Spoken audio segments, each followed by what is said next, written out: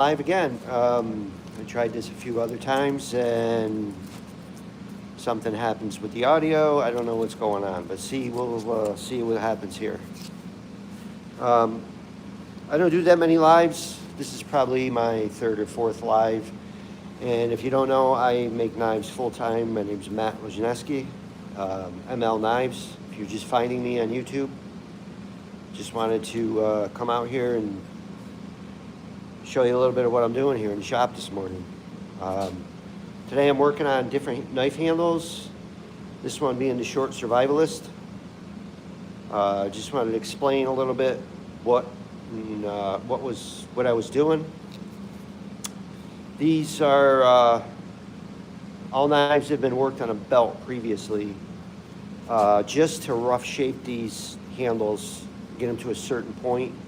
And then after that, they're hand sanded. They probably get taken down to like a 400 to 600 grit, and then they get hand sanded after that.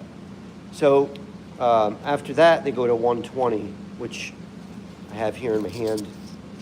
Just ripped up little piece of 120 grit paper, and different knife handles like the short survivalist, and we got the Heritage Kephart with the white oak. This is before it's antiqued. This is bourbon barrel white oak, actually. This is really nice when it's done. This is before it's antiqued, and this one will probably be textured as well.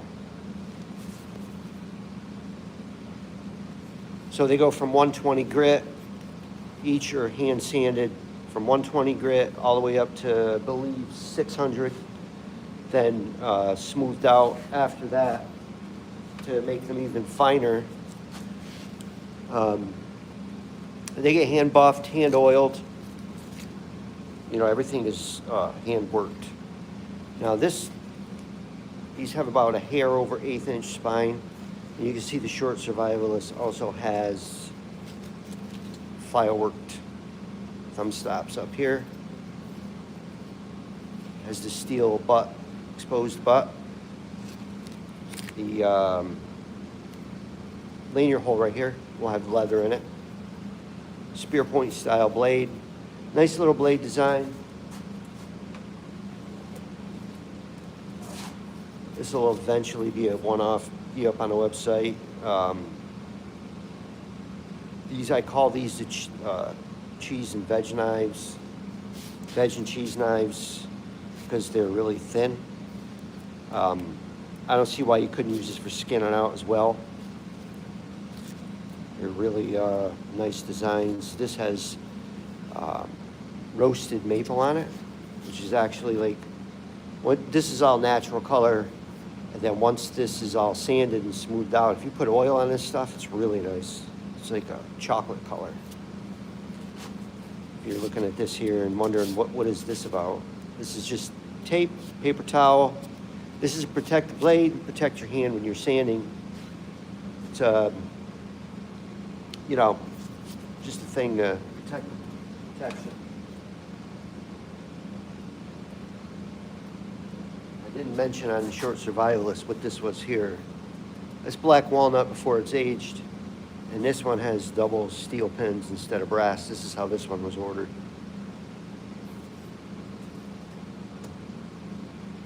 This one, I'm not going to show the whole knife yet because this will be on the website at one point. Working on, it's going to be a Bowie knife, textured, solid brass guard here. It's not aged or textured yet, obviously, but this is in the lineup that is being hand sanded as well.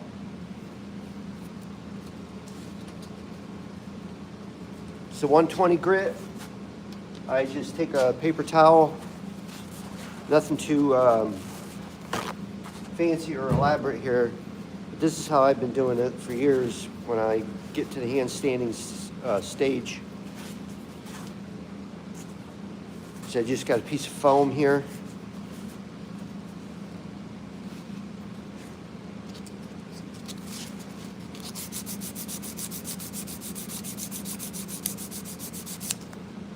And I just hand sand. Like I said, this is 120 grit.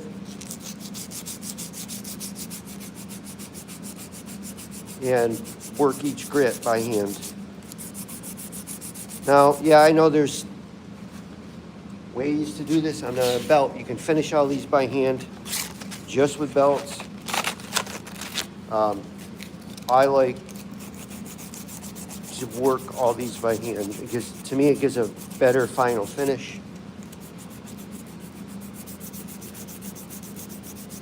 The hand oiling, the hand buffing, the hand finishing, which if you ask me, nothing beats it. It's very traditional to finish blades by hand as opposed to on all machines. There's nothing wrong with it that way. This is just the way I do it. And this is the way I've done it for years. And yes, I know they make vices for this too, to clamp the blade in a vise and sand that way. I like doing it this way, so this is how I continue to do it. I have more control. I can move the handle around any way I want. I can see what I'm doing at all times.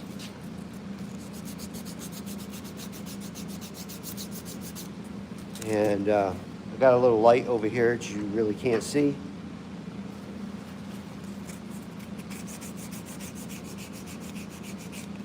And this is how they're all done. I don't finish them any other way. So the next grit will be 220. But I'm not going to go through all the grits here. I just wanted to give you a basic idea and talk about this a little bit. And maybe in the future I'll do another live. I don't get a lot of time to do lives just because I'm out here in the shop working. I can't move the camera around and work as well and film. Just doesn't work out right for me. But I don't know, make a comment down below if you'd like to see more of these at a longer pace, and maybe I'll try to fit them in maybe once a week if I can. I don't know. We'll see. It's just, like I said, time constraints and actually being able to talk on camera here and do this stuff. Just wanted to show you some of the work. All right, that's all I got for today. You can like, subscribe down below once this hits up on YouTube. I appreciate everything. Thank you for watching. Thank you for everything. Appreciate it. Have a good day.